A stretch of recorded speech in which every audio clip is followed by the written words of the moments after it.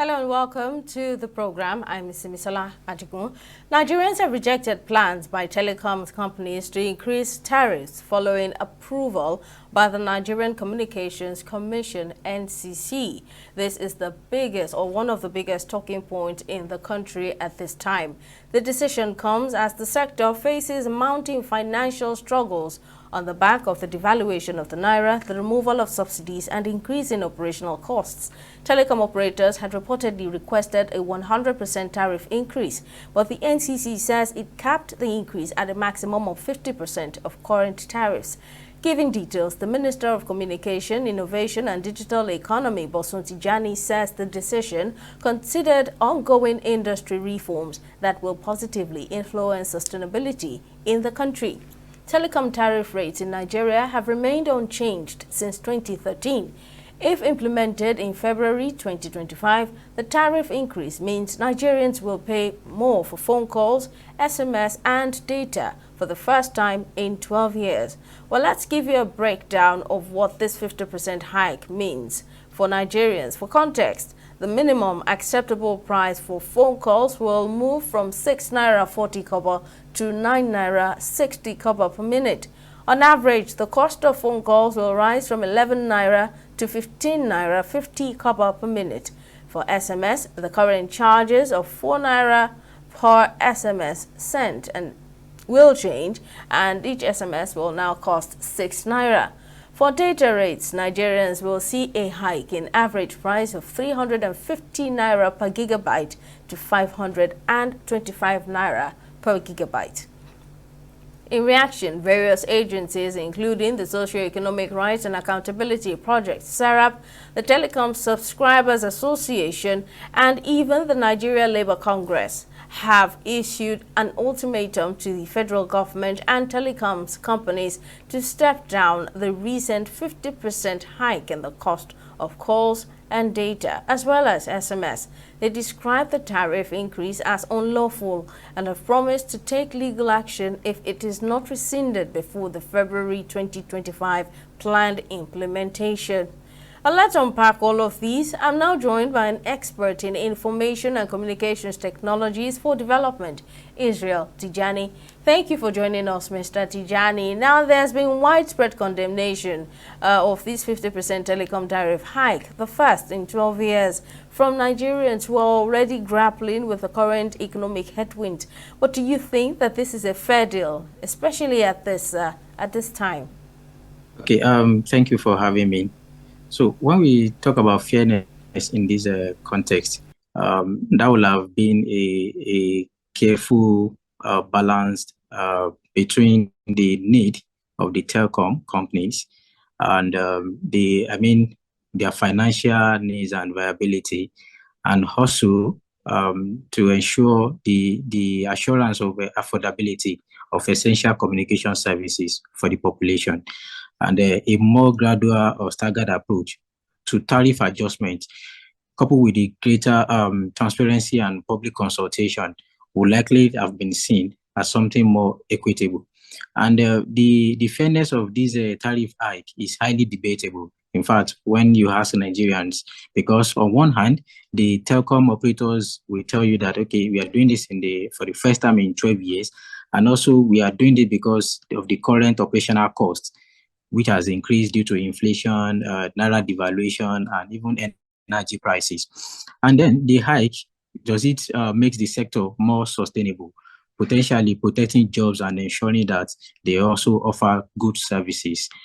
But however, given the current economic challenges in the country, especially the likes of inflation and the reduction in purchasing power of many Nigerians, so we might look at this as an additional burden to Nigerians, rather than saying, okay, is this fair enough? And the timing of this seems particularly harsh, as it might further strain the consumers who are already dealing with several economic pressures. We are aware of what it is in Nigeria today. Nigerians are currently facing a hike in electricity tariff, hike in the cost of fuel, and also hike in telcos too. So for me, when we are talking about fairness, I don't think there is a bit of fairness in this at this time. Well, kindly give us a breakdown of how this 50% increase will reflect on calls, SMS, and data in terms of the multiplier effect as well, and how much will Nigerians then be paying for these services once the increase is implemented in February? Okay, let's quickly roll down to the breakdown of this 50% increment, and that is going to be reflecting on the three different angles.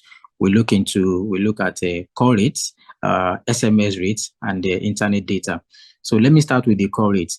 So let's say a call rate that is around 11 naira per minute.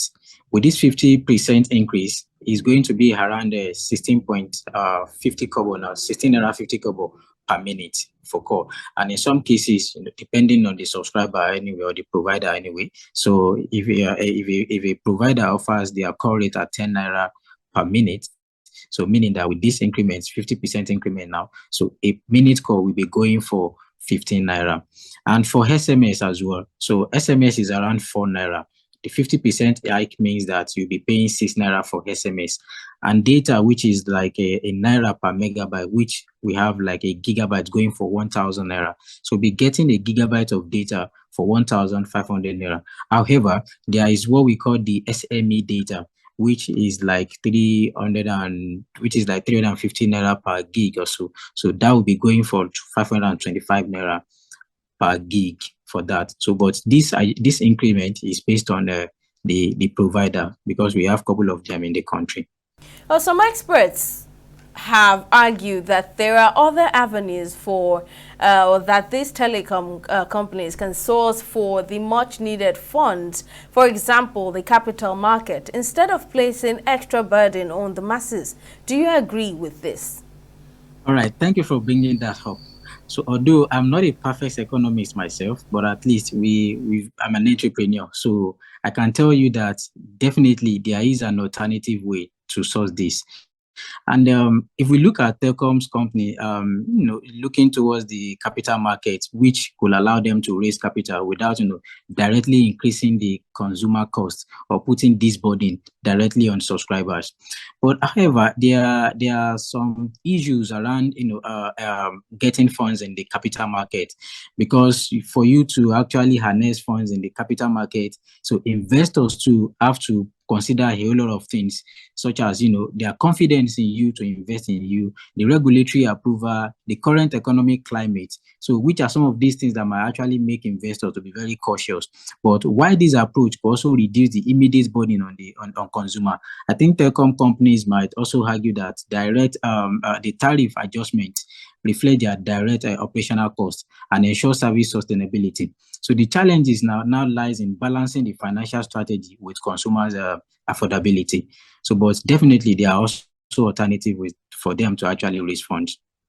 The Minister of Communication, Boson Tijani, says the increase is necessary considering the current state of the economy. Now, what impact rather will this increase have on the lives and businesses of the average Nigerian? Okay, so before I answer that, let me say that the only person that benefits from this actually is the federal government itself and the service providers. Why am I saying this? So let's go back to what the minister said, why justifying the increment. So the minister talked about the 90-kilometer cables, the fiber optics cable, which they wanted to deploy to make sure that internet area penetration, also reach a wider population. And he also cited the issue, like saying that this is like the increment is like a sales tax. So for me, I think the federal government on this side is playing a game of the more you make, the more you pay. So because by the time telcos increase their tariff, they are going to be definitely making more, and they are going to be paying more tax. So that is clear on that. But now on the impact of this on average Nigerians. So let me break this down. Let me start with POS operators and online vendors. So this means that they are going to be paying more for their internet usage, and also we are going to be seeing this direct increment in their service charge. So let's say, for instance, a POS operator whose terminal has to be connected to the internet in a week using a certain amount of data. So that means that cost is going up instantly.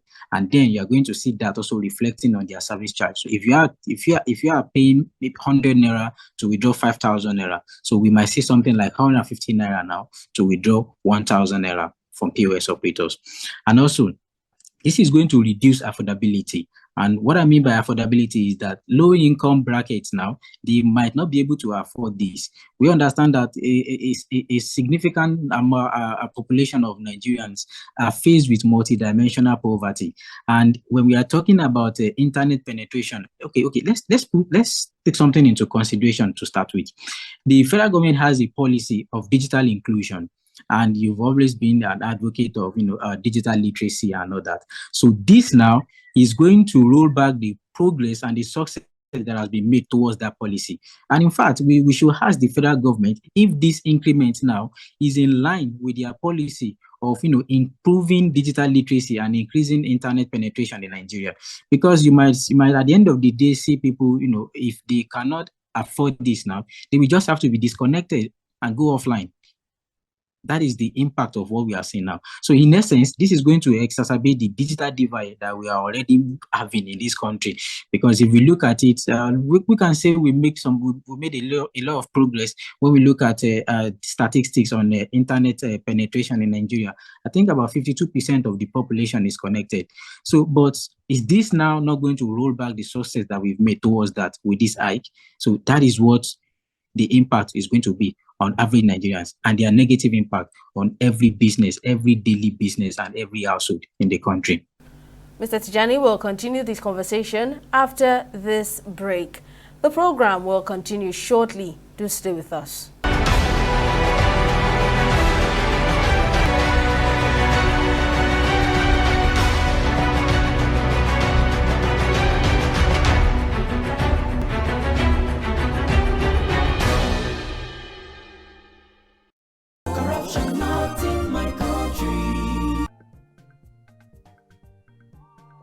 Cut. All right. What's your name again? Kemi? Yes, sir. Good. Are you ready for us for next week? Yes, sir. Next. No, sir. No. What? Look, what we need here is one who can speak fluent English. Give her a chance. I need a angel to hold me. Hold me, my beautiful angel. Cut! It is Angel, not Angel. Please, I'm done with you. Excuse us. Kemi was far better. It's not about our rendition. It's not about our performance here. By the time she and her friends join us in our hotel rooms, you will know how far. Can I have her phone? She has a robust profile. Real robust profile. I do not undercut professional ethics. It is an act of corruption. Not in my country. Corruption not in my country. Stop corruption now.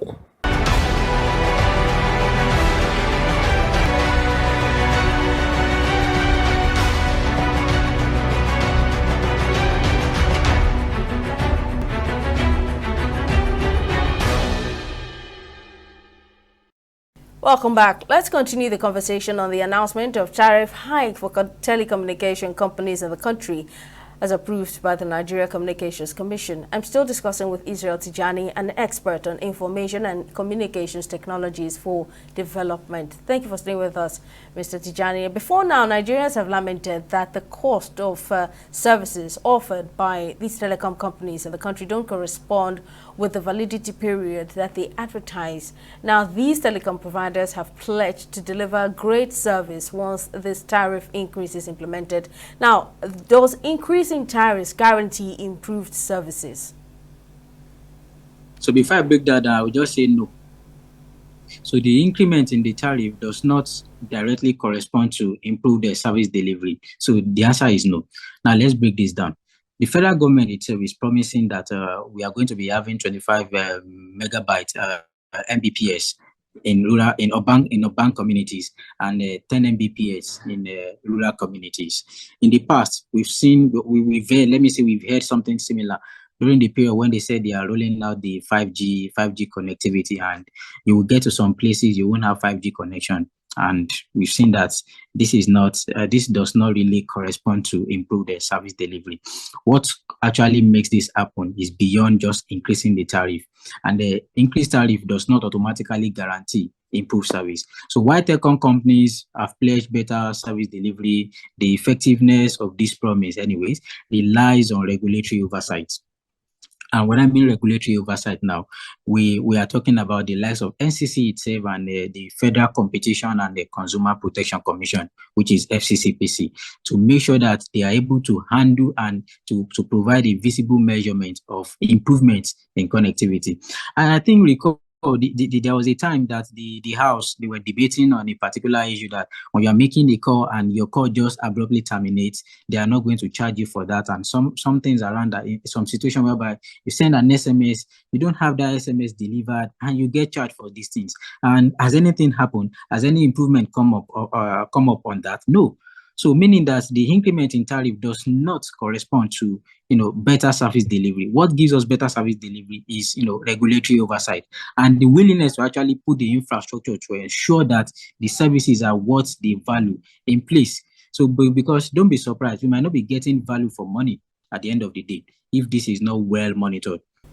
A very valid question, on the minds of Nigerians is that, do you think this increase will affect the number of network providers in the country? Yes, I think I've also hinted on that earlier on. So there is a great potential for decrease in the number of subscribers, particularly if the increase significantly reduces affordability, and for a large segment of the population now. So consumers have among these options to choose from. One is either they opt for maybe other providers that offers cheaper alternatives, or they might opt for maybe less data usage. So let's say, for instance, if you are the type that stays on TikTok from morning till night, so you might just have to reduce your maybe activities or your internet activity from maybe to 6 hours, 5 hours in a day, rather than staying up for the whole day. Or just disconnect totally and just say, you know what, I think there is nothing they are doing on the internet these days. I just have to prioritize and weigh your options.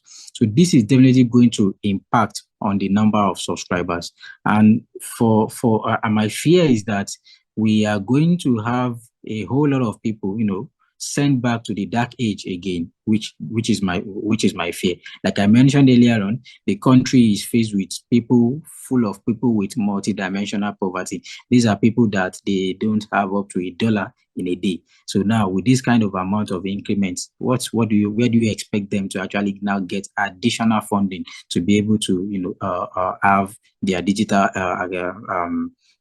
life back? No, it's going to be a very tough decision for them to make. So this is definitely going to impact on the number of subscribers. And for telcos, I think they are not worried about that.